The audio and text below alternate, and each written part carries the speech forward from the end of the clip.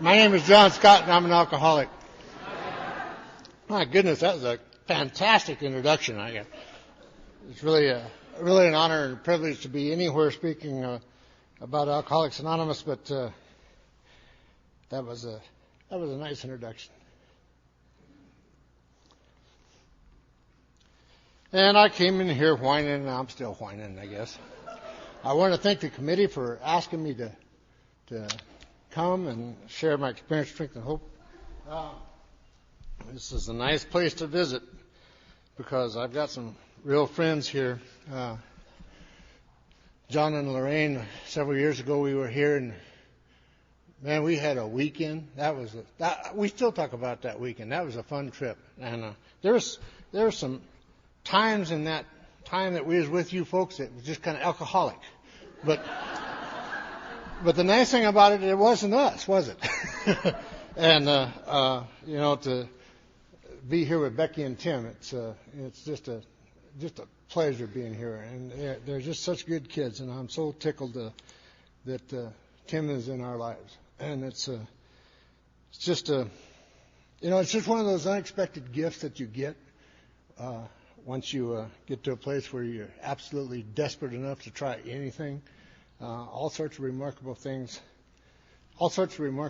happen, and to see Sid and Catherine here, really it's good to see Sid after all the stuff that I hear about his deal. I mean, you must have a heck of a contact with the power greater than yourself, I'll tell you what. And to see Robin's from our home group and Billings, which is a recovery group, and it's just a lot of old friends, and somewhere back behind that curtain, I guess, is James. It's good to see all you guys. It's almost like old home week in a way. I'm just kind of, for the most part, reporting about what it used to be like, what happened, and what it's like now, and I'll try to catch up a little bit with what's going on now if I ever get to that point. It's like my sponsor told me the first time I gave a talk. He says, most people talk about what it was like, what happened, what it's like now. In your case, you'll just talk about what it was like, and what it's like. So I'll try not to do that tonight. Alcoholics Anonymous has really been good to me and my family. It's the most fantastic, it's the most single important event in my life. And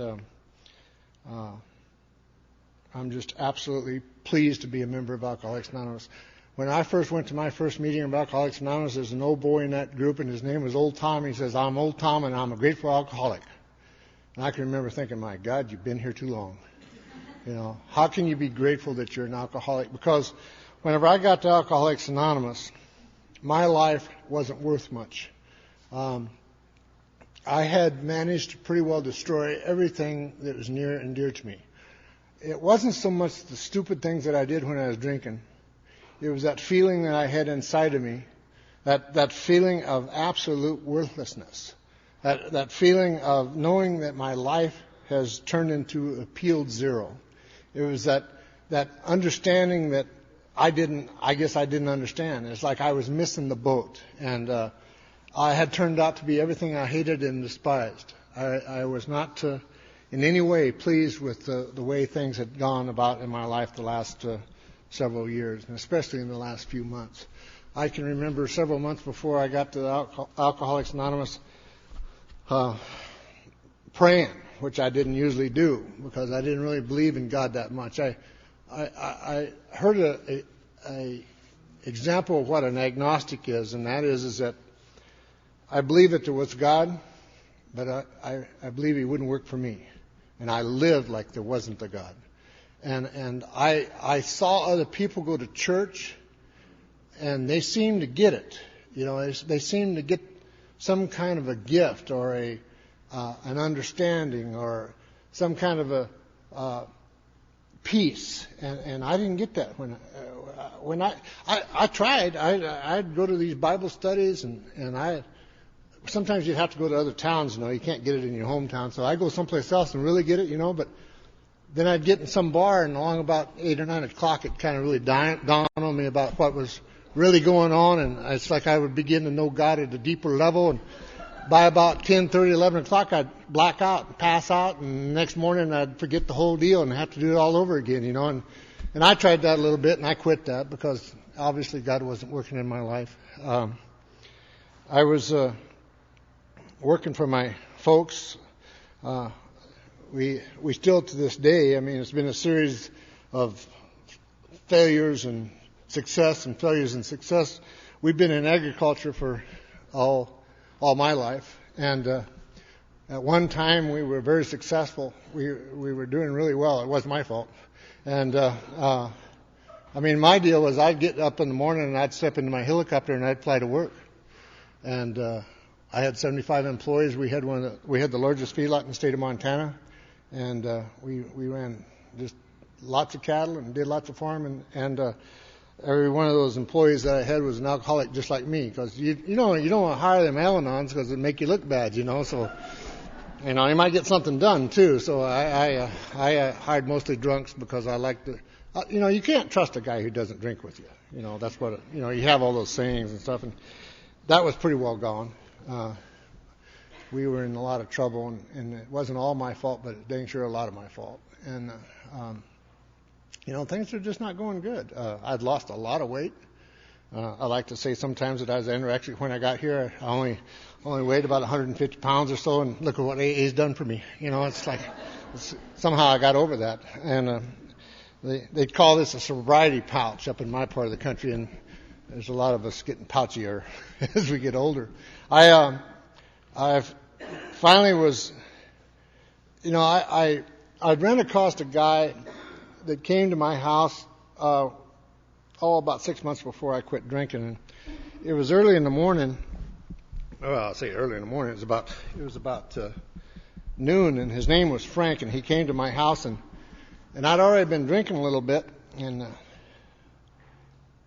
he wouldn't drink with me, and I couldn't figure it out because Frank and I drank a lot. Frank and I'd get drunk a lot together. He was one of my better drinking buddies, and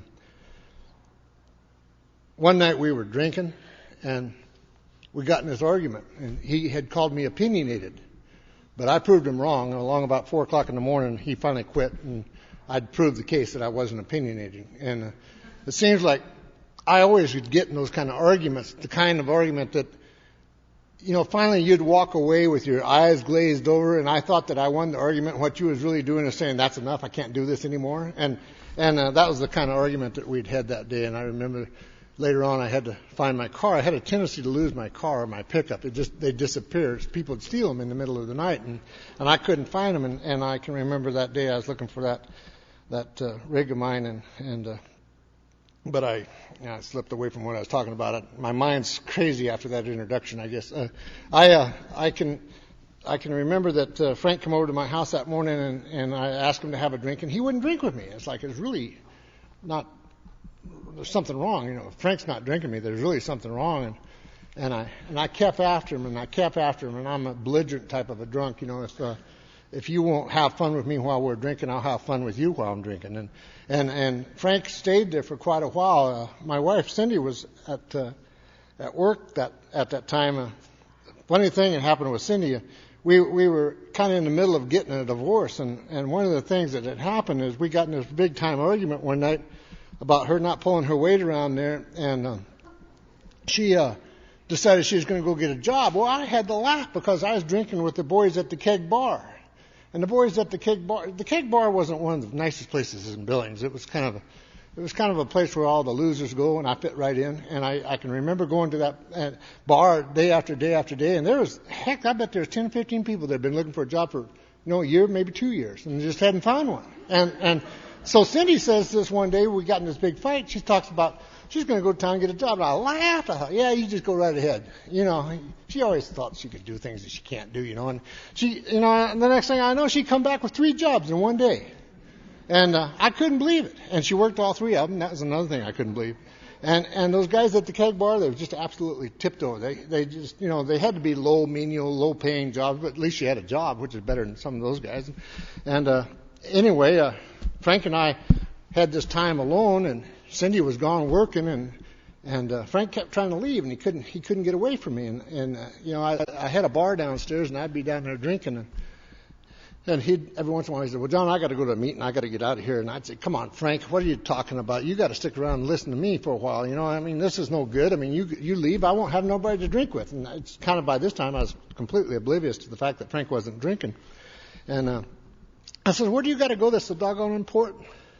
He says, finally he breaks down. He says, John, I got to go to a meeting of Alcoholics Anonymous. Alcoholics Anonymous. It's like, geez, Frank is tipped over. It's like, this is bad. This is a bad deal. I said, Frank, you drink just like I do. And he says, yeah, I know. I said, my goodness. I said, well, I've been thinking about it. My life is upside down. I can't stand my wife. I can't stand myself. And, maybe I need to do something. And I asked him that night. I said, Frank, would you take me to a meeting of Alcoholics Anonymous? And he said, no. He says, I will not take you to a meeting of Alcoholics Anonymous because Alcoholics Anonymous is for people who are willing to stop drinking. And obviously you're not willing yet. You're still drinking. And I... the next morning I woke up in a cold sweat thinking, my God, I almost overcorrected. I can't believe it. I almost went to a meeting of A&E last night, and it's like I was so relieved, because I wasn't that bad. I really wasn't that bad. But 6 months later, I was that bad. I can remember waking up in the basement 6 months later, and I can remember it just like yesterday. And it's like, how we wake up, just total fright, just all of a sudden it's like you're gasping for air, and it's like you're trying to figure out what it is that you did last night. That was always difficult living, because you Al-Anons don't catch this, but us drunks, we would have to wake up and come to you and ask you questions in such a way that you didn't know that we didn't know about what the heck we did last night. Now, if you've got an Al-Anon like mine, she always liked to just turn it into you a little bit, and I know that she put a little extra color into some of those stories, because I know there's no way in the world I could do some of that stuff, but she'd sit there and, well, if you don't believe me, go ask somebody else, and I wouldn't want to do that because, you just don't want to talk about that kind of stuff, and that makes life uncomfortable.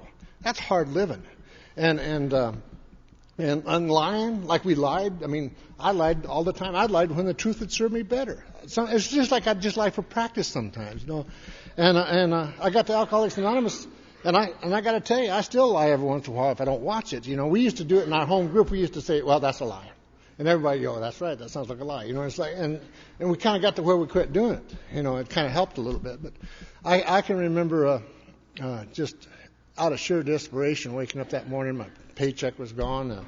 I was in a house. I didn't know where the heck I was at. I didn't know what had happened. I'd been on a 2-week runner, so she wasn't around, so I couldn't ask what had I done.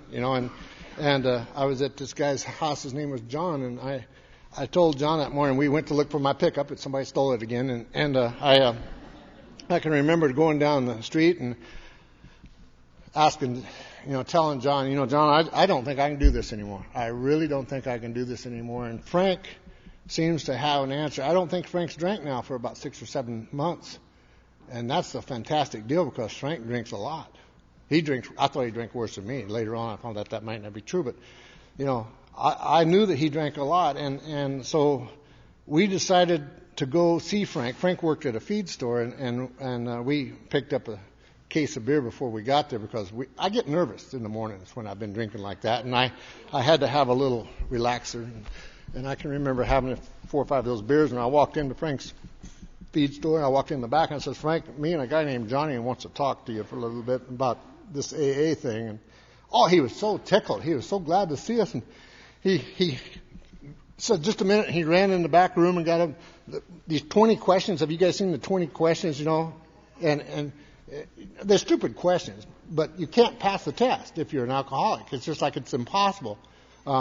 You sit there and cheat, and you still lose, or you don't get it, And what's funny today? Whenever Cindy's Al-Anons come over, every once in a while I'll have them take you guys can't even pass the test. You guys will pass the test, and Alki can't do it, And I don't know how that works because I cheated and I still flunked bad.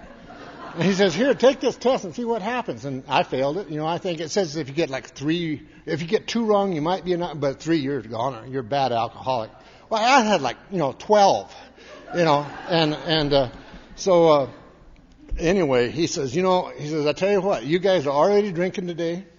He said, but take these 20 questions and see what you think, see if it fits you. And I said, well, we really want to go to a meeting. He said, well, I'm not going to take you to a meeting today. Well, why not, Frank? He says, because Alcoholics Anonymous for people who quit drinking, and you guys are still drinking. Look, it's 8 o'clock in the morning, you're still drinking. He says, but go ahead and drink all you want to today. But tonight, when you quit drinking, don't drink no more, and I'll see you at the meeting tomorrow night. And so anyway, I said, all right. So that sounded good to me because I didn't mind drinking the rest of the day, especially if you had a hangover like I had. And so I remember me and this Johnny went to the keg bar at about 8:15 or 8:20 that morning.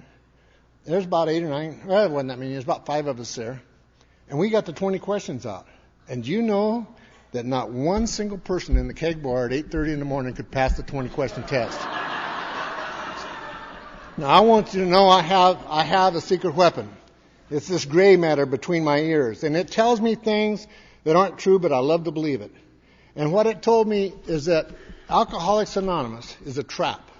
There's somebody that's figured this thing out, or if poor, unsuspecting alcoholics are going to come along, down on their luck a little bit, take this 20 questions test, you're going to flunk it, you have to go to Alcoholics Anonymous. There's going to be counselors there, and they're going to, after they get you roped in pretty good, they're going to end up wanting $25-50 a month from you. And that's the deal, And, I just knew that. I didn't talk to anybody about it. It just came like a wave and over the top, and I just knew.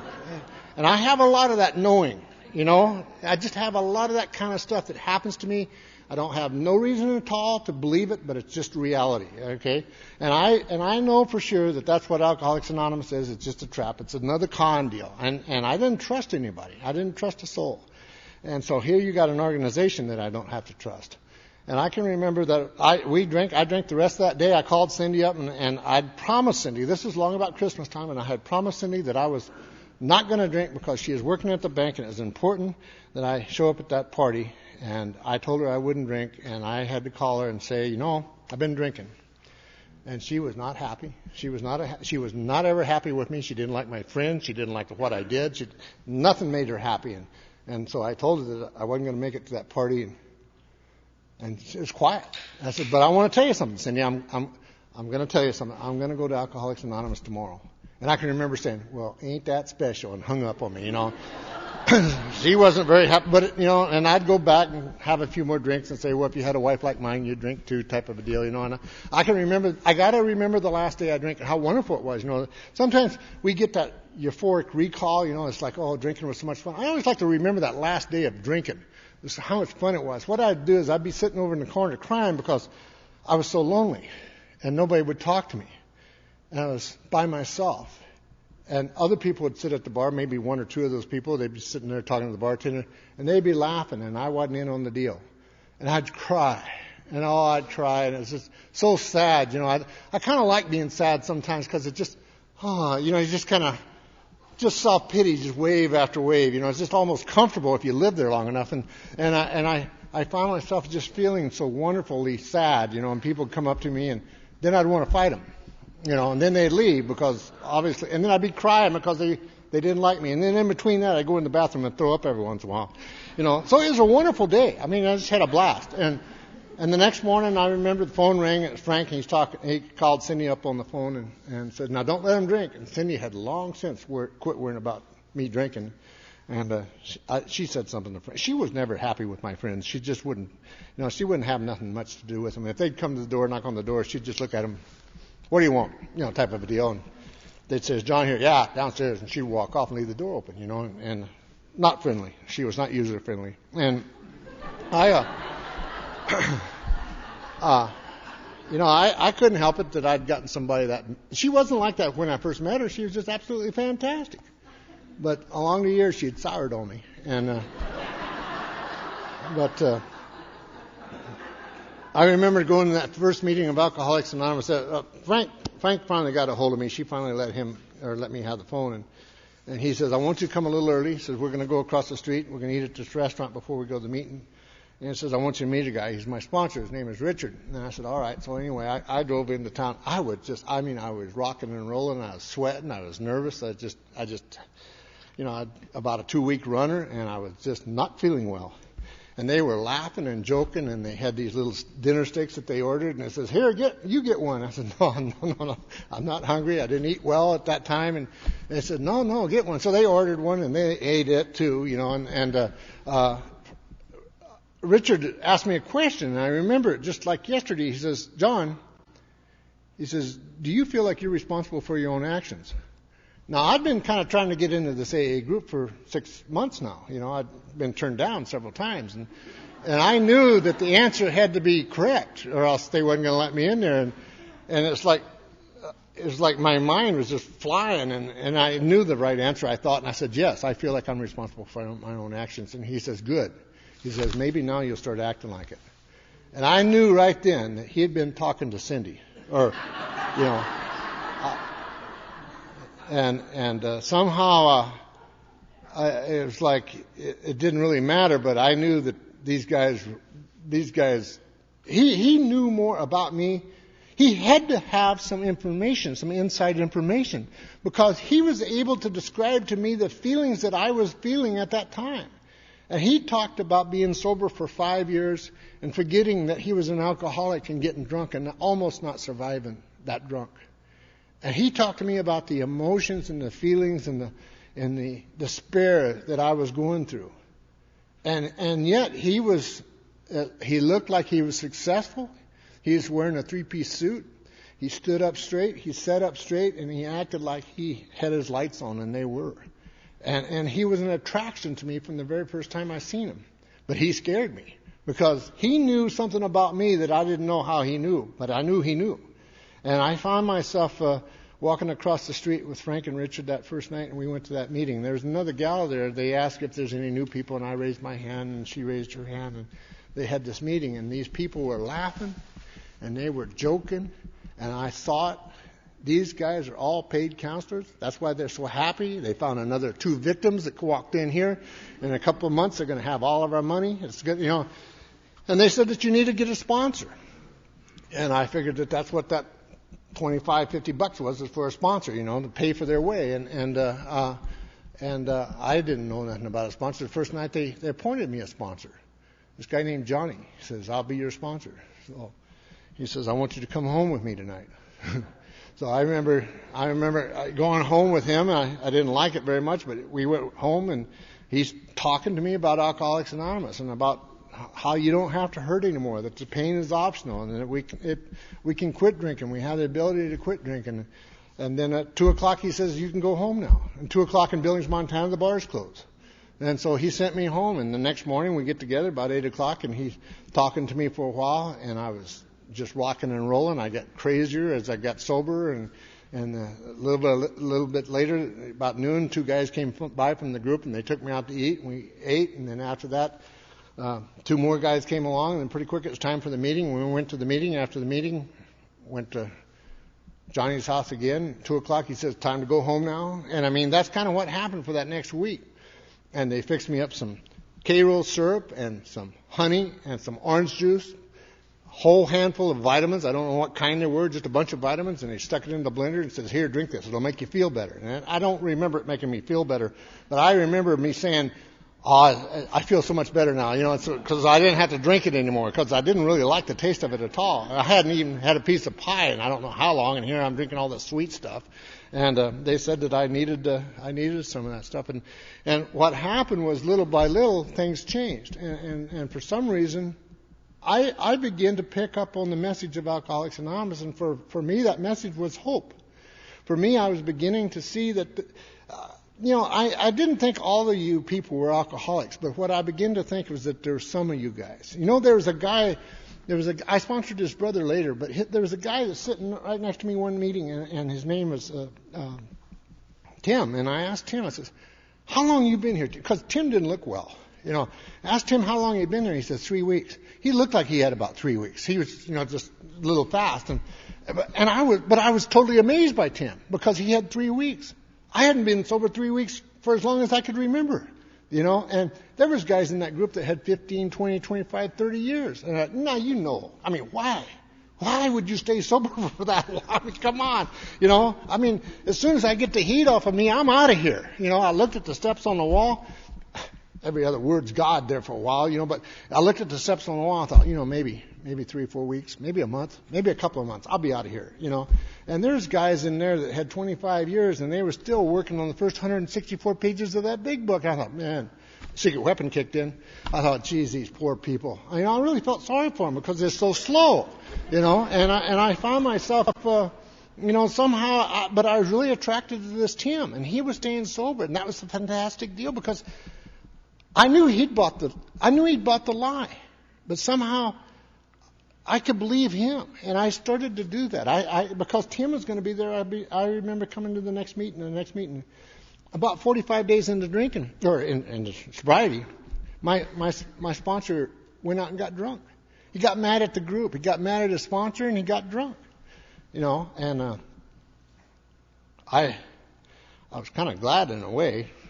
I'm a sick man, and I can remember, because they said you should be able to pick your sponsor, and I didn't get to pick him because I was appointed, and I thought, I've been looking at that little blonde, and I thought, I'm just going to ask her to be my sponsor. I remember going in there that first night, and I was walking across the room, and Richard come out of nowhere, Frank's sponsor, 3-piece suit, wingtip shoes, standing up straight, says, I understand your sponsor's gone. I said, well, that's what I hear. He says, oh, I'll be your sponsor now. I said, well, Richard, I don't know if I want you to be my sponsor or not. Oh, he says, I didn't ask you whether or not you wanted me to be your sponsor. He says, I'm going to be your sponsor. And, he always knew. He always knew what I wanted. Even when I knew he didn't know, he just, and the next thing I'd be doing it, A couple of days later, he sold me a car that I really didn't want, a diesel car. He says, this is what I wanted. I didn't really know that's what I wanted, but he ended up, Cindy didn't like it, but I got it. And at that time, anything that Cindy didn't like that I got, I just kind of liked that, a little bit. We were at war. We didn't like each other even a little bit. We were just kind of together. And Richard asked me, he says, how is your relationship with your wife? He says, oh, I'm getting a divorce. He says, you what? And I said, let me get this straight. You're getting it or she's getting it? I says, I'm getting a divorce. Oh, he says, you'll quit that right now. I said, well, wait a minute. This woman is crazy. Oh, hell yeah. She's got to be plumb out of her stinking mind. He says, you've been married to her for 14 years and she's been with you all that time and you've been drinking? Heck yeah, she's got to be plumb out of her gourd to be married to you. And he says, absolutely. Has to be crazy. And he says, I'm going to tell you something. Don't tell her this, but I'm going to tell you something. She's probably sicker than you are. He says, now, take this easy. I know this is a bunch of Al-Anons, so be careful. He says, listen. He says, all those years you was drinking. You had a little sedative. You could relax a little bit. She did it stark, raving sober. He says, she's got to be out of her sick, stinking mind. She's so sick. And he says, but don't tell her. Of course, I got in that diesel car. I went home. Cindy, guess what? Well, she was unimpressed. And he says, you're going to quit this deal with this divorce. He says, we don't do any major deals for a year. He says, I'll tell you what we're going to do. What we're going to do is you're going to sit down and you're going to start treating her kind. And for you, that means that you're going to have to, if you think a kind thing to do with her is like a number 1 or a number 2, for you it's going to have to be like a 12 or a 14. You're going to have to understand that kindness to you means something that you haven't tried for quite a while. You're going to have to try at another level. He says, what you're going to do is you're going to treat her with kindness. He says, you're going to go home. She's there. You're going to practice on her. You don't know how to have a relationship. Maybe a year from now you might get a divorce, but right now we're not going to do that because right now, as sick as you are, we don't want to make any sudden changes. So what you get to do, when you go home, you get to tell her you love her. Well, it's an honesty program. It's making me lie right out the gate, and I can remember thinking, I can't do this. I'm not going to. I don't love her. I don't care about her at all. I don't even like her. He said, it doesn't matter. That's what you're going to start doing. You're going to start telling her you love her. But you're a liar. And he says, and because you're a liar, when you tell her you love her, she's going to know that you're lying, but you're going to have to start taking actions that show that. And for you, these are going to be really, and I thought, I could just see actions. My actions and his were totally different. And I can remember him saying, you're going to have to start cleaning up after yourself. You're going to have to fix a meal every once in a while. You're going to have to carry out the garbage. You're going to have to do things that show her that you love her. And I was like, I don't think I'm going to do that. I'm not really interested in that. I don't even like her a little bit. He says, I don't care. He was always like that. He just didn't care. I told him I didn't believe in God. He says, well, pray to God anyway. He says, God don't care if you don't believe in God. And he says, I don't care. Just pray. And I says, well, I don't love her. He says, I don't care. Just tell her you love her. And it's kind of like a guy said the other night at a meeting. He says, I can't get it through my sponsor's head about what's going on in my life. He says, I tell him that I have all these financial problems, and he's like saying, well, put a fish in your pocket. It's like, it doesn't make any sense what they tell you to do. And my sponsor's telling me to tell her that I love her. I don't know anything about how to love her. But he says, I'll give you a carrot if you do. He says, I'll tell you what will happen. If you do this right, it'll drive her crazy. I thought, oh, well, if it'll drive her crazy, I'll do it, you know.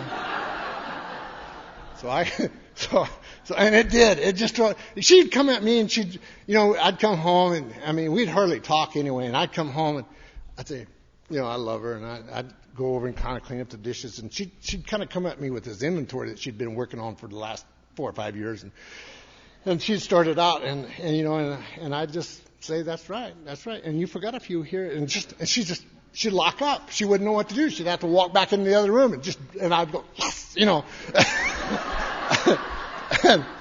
and that's just kind of how things were. I mean, it was and little by little that thing got better. It's just amazing how this thing works. Cindy wasn't even going to meetings, and it was like she was improving. I don't know how that worked.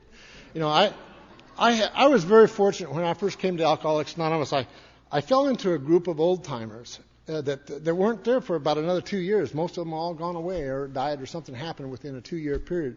But I always like to kind of remember that group that I first went to and I got sobered. And there was a guy named Rotten Ralph, and Rotten Ralph was his attorney. And he earned a name. And Rotten Ralph's favorite deal was he'd be sitting in a meeting, and if you was a newcomer or an old-timer who's in a bad spot, he'd just attack you, verbally. And when he'd get through attacking you, he'd say, now, if I've made you so mad that you feel like you need a drink, he'd reach in his pocket and pull out a dollar bill. He said, let me buy you your first drink. That guy was harsh. He was harsh. And then there's this other guy named Nick. And Nick was the guy, Frank and I'd be sitting there talking about getting this divorce on the couch, and Nick would walk behind us and say, well, pour me another drink. And that kind of stuff. And Nick's favorite deal was, now if you're coming to my group and you've been here for 5 or 6 weeks, there's really no need for me to remember your name. I don't even try to remember people's names until they've at least been here 6 or 8 months. And I thought, what a puke. And then there's a gal named Millie, and Millie would sit back and she'd say, look at all the miracles. I don't see no miracles. I don't understand what she's talking. And then there's a gal named Margaret. Margaret would say, it didn't matter when you called her, or you'd call Margaret and say, well, my name is Margaret, and I'm an alcoholic. And them that go to meetings stay sober, and them that don't. Thank you. And she'd sit down. You call Margaret 6 months from now, and she'd say, my name is Margaret, and I'm an alcoholic. And them that go to meetings stay sober, and them that don't.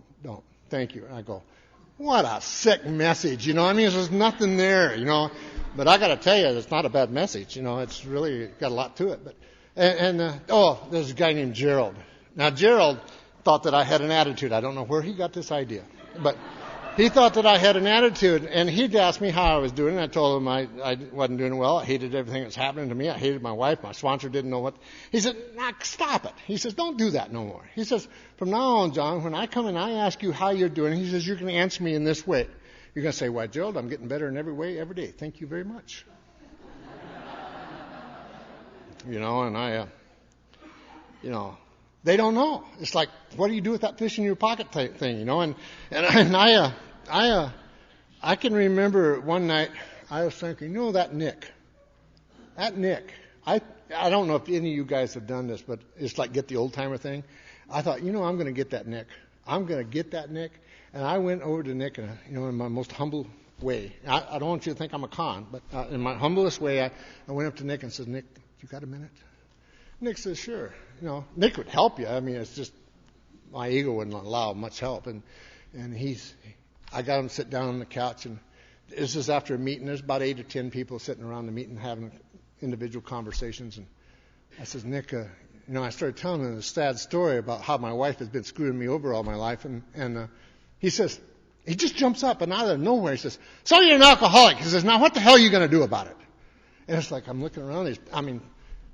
People are there, and it's embarrassing. It's like, and this is it. I've had it. I can't stand this Alcoholics Anonymous anymore. These guys are all fooling themselves. Life is not a picnic, especially if you're new. And I find myself kind of trying to get out of the room. I was gonna leave. I was quitting forever. And Nick was an old, crippled guy, And I'm headed for the door, and to get to the door, you had to go around this refrigerator. And he's there by the refrigerator. I mean, I guess I got a coat or something. I don't know. But anyway, he's there on my way out. He pushes me up against this refrigerator. And he's a little guy, about this tall. He says, "You're wasting my time." He says, "You're wasting my time." He says, "You're wasting their time, and you're dang sure wasting your time. Why don't you just go get drunk, because that's all you're trying to do?" And I can remember just like out of nowhere, Rotten Roth with $1. "Yeah, let me buy you a first drink. Let me buy you a first drink." And I can't stand these people. It's like they're driving me crazy, This is supposed to be love and tolerance as our code bunch, It's like it's not even close. They're driving me away. And I ran outside. I got my diesel car, and I'm going to spin. It was a gravel parking lot. I was going to spin out, beating on the dash. I'm honking the horn. I'm driving through town just a crazy man. I have temper tantrums. If I don't watch it, I'll still have one today. It's just craziness, just insanity. And I find myself driving. The only thing that saved my bacon was that I had to drive about 35 miles out to the ranch where we lived. And I can remember just driving through the country, just all this craziness. And it's like all of a sudden, it's like I could hear Nick saying, "So you're an alcoholic. Now what are you going to do about it? What are you going to do about it?" And that's one of the pushy things about Alcoholics Anonymous. It insists that I do something about my problem. I'd rather for you to do something about my problem. I'd rather my problem be outside of me, but it's not outside of me. It's inside of me. And what had to happen is I had to be able to come to the place that the book talks about. I had to begin to believe in the hopelessness and the futility of life as I had been living it. And I think at that point is whenever I first started to feel true despair. Because I'm sober for a couple of weeks. I'm sober and I'm crazier than a loon. Life is not good sober, but I cannot drink. I can't imagine life drinking, and I can't imagine life not drinking. I can't do it right this way or that way. There is nothing that I can do. There's nothing that I can do. And I thought, I think Nick's maybe right. Because a lot of people had a lot of respect for Nick, and I knew they did. And something happened to me on the way home that night, and I began to think, maybe these guys got something. And I can remember a couple of days later, I started to drive back into town. And I thought, God, I hate to do this. That public humiliation I just endured, with Nick and Ralph and those guys and all the people that was there when Nick jumped down my throat. And, I didn't want to. And I'm thinking, God, but it doesn't matter. What else am I going to do? This is all I can do. This is what this. And Gerald, Gerald. There's another. I'm going to drive back in and say, "How you doing, John?" "Why, Gerald, I'm getting better in every way, every day. Thank you very much." It's like it. And it's funny. I was thinking about that, and it's like all of a sudden, it's like, yeah, I think you are. And it was like I think that was the first glimmer of hope that I started to have for myself in Alcoholics Anonymous. And I found myself beginning to be willing to take the actions necessary to bring about a spiritual experience or a spiritual awakening. And I think that's when it started. I don't know exactly where it started, but I believe that's whenever I started to surrender. That's when I started to give up on having it my way on most everything. Now, don't get me wrong. A few months later, I'm married to a sick Al-Anon, who's no longer sick now, but she was in, and she would come up to me and she'd say the darndest things like, "Well, you're not that bad. How come you're still going to meetings? It's like you quit drinking now, and it's like you need to come home, take care of the family, and take care of me, and this kind of stuff." And I remember talking to my sponsor, Richard, about it, and Richard says, No. He says, "You're an alcoholic." He says, "You need to go to these meetings." He says, "You just keep going to these meetings." And he says, we'll let her, she's going to have to work out her deal, but you're going to have to go to the meetings because you're an alcoholic of the hopeless variety. And we fought that battle for 4 years, I guess. I didn't come into Alcoholics Anonymous I didn't get struck well. I come into Alcoholics Anonymous, and at the end of 3.5 years, I was in the middle of bankruptcy. I was close to the middle of a divorce. I was suicidal. I was absolutely nuts 3.5 years sober. Just absolutely nuts. My sponsor had left about a year before then. Now, when you're 2 years sober, if you're a guy like me and you got the secret weapon I have, you really don't need a sponsor. I mean, you can use the group as a sponsor. The only bad thing about using the group as a sponsor is you'll always find someone sick enough to go along with whatever the crazy, insane thinking you got going on at the time. Yeah, you can do. That's all I need. One guy says, yeah, you can do that. There it is. Talk to 12 old timers. No way. There's no way in the world you should do that. Talk to one new guy. Yeah, you can do that. There it is. That's all I have to do is have some crazy idiot tell me that I can do whatever it is that I think I can do. And I find myself just absolutely just as close to death, I think, at 3.5 years of sobriety as I was 3.5 days before I walked into Alcoholics Anonymous. And, alcoholism demands to be treated. And I don't think for a guy like me that I can stay here if I half-measure this thing. I had been doing that. I had been trying to do this. I was trying to do as little as I could do to get by. I didn't want to get into Alcoholics Anonymous too deeply and become an AA fanatic. You don't want that to happen because, I needed to get out into the mainstream of life like I knew what that was. And I just needed to, I knew these things I needed to do, and I would pick and choose the people who would tell me that that's okay, you can do that. And I got desperate enough after a few more months that I got myself a sponsor,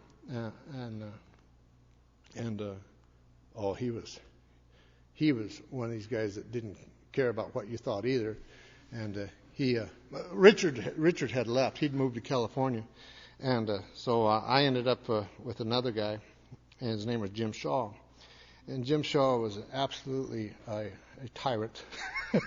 And bless his heart, he saved my life. He really did. He did a good job. And we worked the steps, and we went through the process of doing what we need to do to stay in Alcoholics Anonymous. And I think what happens to us is if you don't watch it, you get sober and you begin to think, well, we're okay because we're sober. We think we've kind of got past the hurdle. And I got to tell you, I was about 11 years sober, I believe, maybe 12 years sober, and my sister had a store that she was having trouble with it and it was going under, and somehow I got in charge of managing this store, which was a crazy idea because I don't know nothing about it. And of course that sounds like an alky deal, don't know nothing about it. I'll do that. And I can remember I was sponsoring a guy at that time. He was a very rich, wealthy guy. And he spent his winters down in South America or Central America, and I sponsored him for a few minutes. And he told me one day, he called me up and he says, he says, John, he says, I'm not going to do what you guys do because you're crazy. You're doing too dang much. He says, I don't have that kind of time. I don't have that kind of energy. He says, I'm just not going to do it. And he was really good. I mean, this guy was a salesman of the highest order, and he talked to me for about 25-30 minutes, and I'm going, the guy was really right on. And I'm starting to quit. I'm thinking about quitting Alcoholics Anonymous myself. I mean, anyway, I hung up the phone, and my sister had just called right before he called, and we'd set up an appointment to have lunch, and I'm thinking about this. Now, this is how good I am after about 11, 12 years of sobriety. I'm thinking, that guy's right. And I picked my sister up, who had been in a huge state of depression for quite a while because she's losing her store, and now her crazy alcoholic brother's running it. And she's just absolutely just distraught. She hadn't laughed or smiled in days, weeks, months, and I find myself sitting there talking to her and I said, Maggie, I got to thinking, I don't think I'm that bad. Truth of the matter is, I went through a series of bad breaks and misunderstandings, and Cindy and I was having a lot of troubles, and now today we're kind of all right, and I don't really think I really drank that much. And she's over there, started laughing. Hadn't laughed for a long, long time. She starts laughing. I mean, she gets down laughing, and she starts yelling at me to get her to a gas station right now. And I pulled in there, and she ran into the bathroom and come back out, still laughing. I says, what's so dang funny? She says, my God, you are sick, aren't you? And I said, what are you talking about? She says, don't you remember? Remember what? She says, don't you remember the last 3 years that you drank? You never drew a sober breath the entire time, and you're saying you didn't drink that bad? I'm going, well, shoot, I guess I'll have to go to another meeting tonight. I mean, that's what happens to us. I think we begin, it says that we can't remember the suffering and humiliation of a week or even a month ago. Well, what about 12, 13 years? What happens with us is we have like a form of mental illness almost. It's like our mind. It talks about it in the book. It says our troubles are centered in our mind. Our mind takes us over, and after a short period of time in Alcoholics Anonymous, whether it's 6 months or 6 years or 16 years, our mind takes us over and we begin to believe the lie. The secret weapon kicks into gear. And I find myself in kind of a form of insanity, believing the great lie. And the great lie is that I am like other people. I'm not like other people. I'm an alcoholic of the hopeless variety. I have an allergic reaction to alcohol. When I take a drink of alcohol, it makes me thirsty. I just want more and more and more. And you never get enough. We don't know what enough is. We don't, how do you get enough? You don't know. It doesn't happen. Alcoholics don't understand that word. We don't know how that works. I'm allergic to apples, bananas, cherries, and avocados. When I take a bite of an apple, my face swells shut, my chest swells shut, and I can't breathe. Doesn't matter what I do about it. That's the way it is. My doctor says, don't do that anymore. I don't do that. I don't sit there with tears in my eyes looking across, seeing somebody at a restaurant, a fancy restaurant, having fruit salad going, my God, why me? Why me? It just doesn't happen. But you put booze over there now. Wine even. And I hate wine. I never drank wine. Wine always made me sick. But to this day, somebody will sit over there and have wine. And just a little thought, a little poison dart comes into my head. Yeah, they're having wine.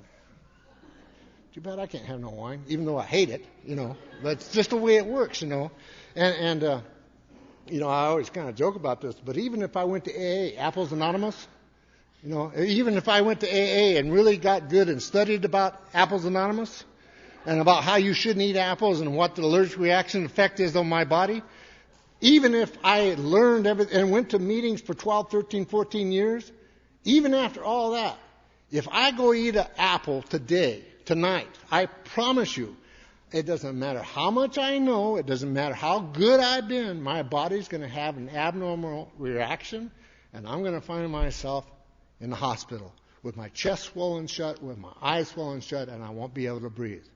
Now, what makes me think? What is the difference between that kind of thinking and the alcoholic kind of thinking? And the part that's missing is the obsession, the mental obsession. I have never to this day had a miserable damn day, and all right, this is it. I'm going to go to the grocery store. I go to the grocery store. I buy 6 apples. And I put 2 in the glove compartment for tomorrow. I put 2 in the trunk in case she finds the 2 in the glove compartment. And I eat one on the way home, and when I get home, I eat another one at her. Take that. I mean, that just doesn't happen. It doesn't happen. And the reason it doesn't happen is I don't have that peculiar mental twist. I could care less, really, to tell you the truth, if I ever eat another apple as long as I live. I don't have to go to AA, Apples Anonymous. But I have to go to AA, Alcoholics Anonymous, because there's a difference in both of those illnesses. The apples don't have the mental obsession, the alcoholism does, and the main cure for me in Alcoholics Anonymous is to deal with the mental obsession. And that's what the big book of Alcoholics Anonymous does. That's what the program of Alcoholics Anonymous does. It deals with the insanity of the thinking that we have right prior to taking our first drink. And drinks that we see others taking with impunity.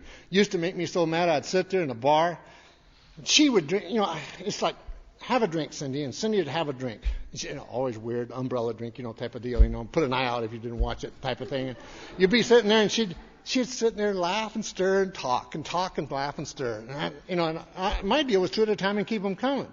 And I'd sit there and I'd slam them down, and she's still laughing and talking and stirring. And drink it, And finally, she might drink it. She might have one, and then I say, "Well, let's have another." And she said, "Oh no, thank you. I'm starting to feel it." And it's like, what? What are you talking about? Drink it. I don't know what it is that you're feeling, but whatever. Drink past that, because obviously you're not getting the full. Get rid of those umbrella drinks and drink some whiskey or do something different. It's like what I thought that she was supposed to be receiving is the same thing that I was receiving, but they don't. You Al-Anons look at us and go, why? And we look at you and go, why? Because we don't understand. Most people in the world don't understand what we alcoholics take for granted. I mean, we kind of look at you guys and go, poor people, because when I take a drink of alcohol, something changes inside of me. And I feel more at peace with myself than I have ever been able to feel at peace with myself when I was sober. I feel like I'm in the right place at the right time. And when I'm not drinking, I'm always in the wrong place and I'm always at the wrong time. It's like there's something that happens. It talks about it in the book. It says a sense of ease and comfort. It comes at once. It comes at once from having a few drinks. Drinks we see Al-Anon's drinking with impunity. Well, the reason we see you drinking it with impunity is because you don't drink like we drink. I think that what you're doing is what I'm doing, but it's not. You're having one or two and you're quitting. You're one or two you didn't even want in the first place. And I'm going, we can have one or two now, and I'm already thinking about the case of the 6-pack or the half-gallon that I got to buy in about another 20 minutes. I'm down the road a little bit. So, because of people like you in rooms like this, I've been able to stay sober for a few days, and it's such a fantastic life. And if you're new and you're sitting there, the theme is sobriety is a picnic, and if you're like me, the first 3 years of my sobriety, you're going, yeah, some picnic. Somebody forgot to tell you about the hailstorm and the rain and the lightning and the tornadoes and the wind, and that's there, But I'm going to tell you something. Alcoholics Anonymous and Al-Anon has so much to offer people like us. It takes people who absolutely don't know how to live comfortably, and all of a sudden, because of the steps and because of the action and because of the sponsorship, we begin to live way better than I ever dreamed that I could live. Alcoholics Anonymous has just been fantastic to me and my family. It's the gifts that you get. The unexpected things that you get in Alcoholics Anonymous is the things that I just love. I mean, I've been so fortunate here lately I've got guys that I sponsor all over the country, and it's like, last week I was in Portland, a couple of weeks ago I was in Alaska. These are places I'd never go. I'm here with you guys. You guys bring me and my wife here so I can be here with my daughter and my son-in-law. And it's like, if I sat down, they gave me the deal, sit down and write what you'd like to have, I would have left all that out and more. My brother and I have a business together. Well, my dad, my brother, my mother, and my sisters, and it's just a fantastic deal. I'm doing exactly this is the way my mind works. I was in the farming and ranching business for, I don't know how, all my life. When I come to Alcoholics Anonymous, I hated it. I absolutely hated what I was doing. I didn't like it. I didn't like nothing about it, but it's the only thing I knew how to do. And now I've been here for 20 years, and I'm going to tell you something. It is exactly what I've always wanted to do, and I never knew it. That's what happens if you got a secret weapon like I got a secret weapon. It seems like to me the same thing happened in my marriage. It's happened in my business. It's happened in Alcoholics Anonymous. It seems like it depends on how I look at the situation. When I start looking at all the bad things that Cindy does, it's amazing how bad she gets, just like that. But when I start looking at all the good things that Cindy does, it's just amazing how good she gets. And that's kind of the way it is. I don't know if you're like me, but I'm going along and I'm having just a time of my life. And Alcoholics Anonymous has been good to me, and life is good. And I don't have any financial problems, and I don't have this, and then all of a sudden, it's like a black cloud just comes over you, and it's like, yeah, but you've been screwed all your life. And then you get to thinking about that, and the next thing you know, it's like, before you know it, you've spent 15 or 20 minutes really reviewing how bad you have been screwed over all your life. And it's like, if you don't watch it, if you have a mind like mine, I'll get depressed. And if I get too depressed, I have to call my sponsor and look bad, and I don't want to do that. But what's been so good to me is that I've had a lot of guys in my life that I get to sponsor, and usually, almost invariably, about the time I start getting to where I'm about ready to tip over, one of them will call with a major crisis. They have a hangnail or something, and I'll have to break my momentary wave of self-pity and come out of it and start saying, well, why don't you start treating her like you love her? That'd be different. It's like all of a sudden it's like, well, why don't you start treating her like you love her? It's, oh, all right. It's amazing what happens whenever you ask somebody else to do the right thing. If I'm lucky, maybe I'll start doing it myself. It's just, isn't that goofy?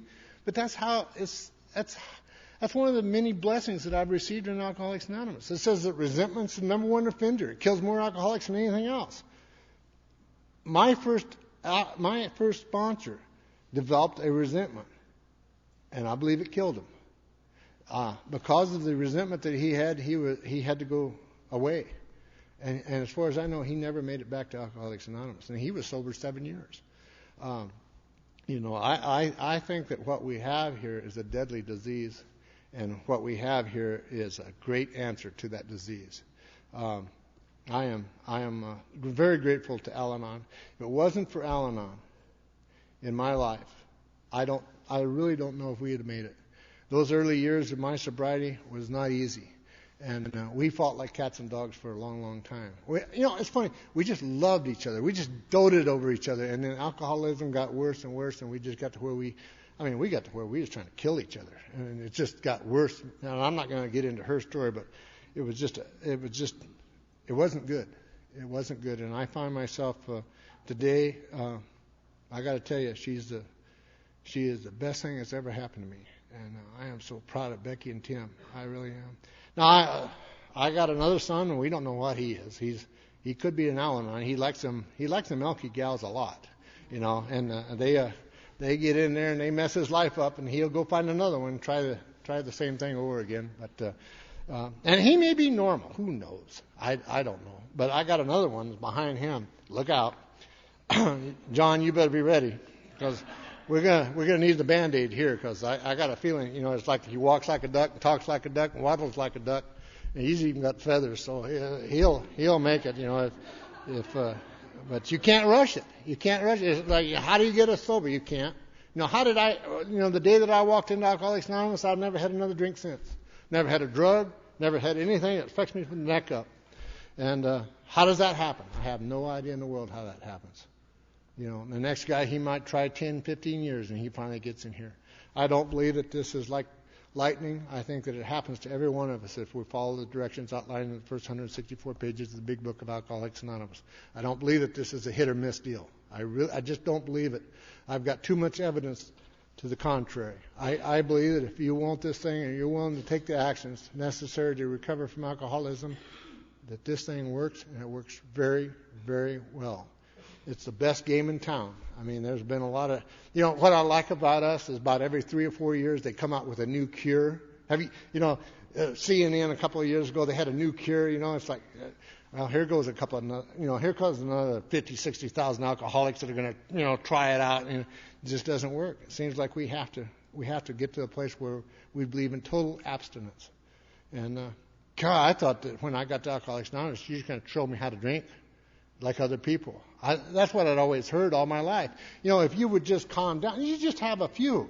And I didn't realize what I was up against. I didn't realize the disease of alcoholism was a physical allergy coupled with a mental obsession. That means that the moment that my mind finally tells me that I can't drink no more because I've been thrown in jail, because I've ran out of money, or because my body can't stand it anymore, the minute I quit, my mind starts going, there's a little guy in the back of my head. It's like a little time bomb, and it's going, yeah, but this time it's different. This time because of what you know. This time because of how long it's been. This time because Joey said I could. It's like we think that it's different, and it's never different. It's always the same, except it's just, for the most part, it's a little worse. I've had many dear friends that have been in this program that are no longer with us because they began to think that they were exempt from the disease of alcoholism, that they had been good long enough. And well, it's a sad deal. It's a sad deal. I hope that I'm never one of those people. But I know that I have a disease of alcoholism, and I know that if I allow myself to believe the secret weapon, I know beyond a shadow of a doubt that left up to my own devices, I will self-destruct. That's the name of my game. And that's why I have a sponsor today. That's why I'm involved in sponsorship. That's why I have a home group. That's why I try to be committed to the program of Alcoholics Anonymous. It's literally saved my life. I want to thank you very much for having me.